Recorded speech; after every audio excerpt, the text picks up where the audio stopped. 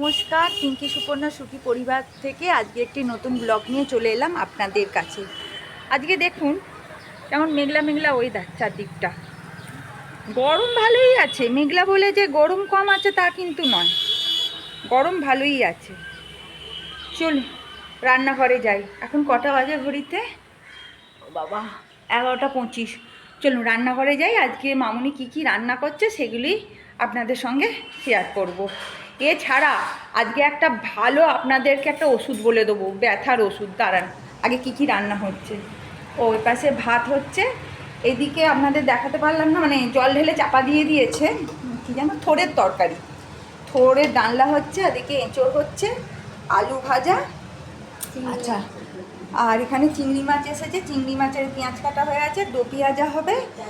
আর চাটনি, আম কাটা হয়েছে, চাটনি এখনও হয়নি।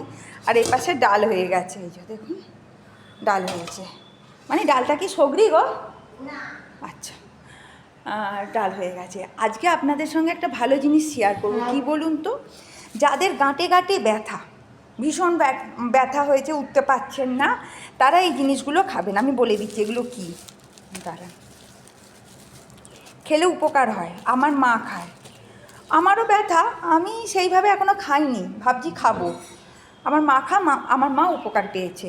হলুদ, মানে সব সমান সমান পরিমাণ নিতে হবে। এটা 100 হলুদ গুঁড়ো, 100 মেথি গুঁড়ো, আর 100 আদা গুঁড়ো। এই তিনটে সমান সমান নিয়ে একসাথে মিশিয়ে দিতে হবে।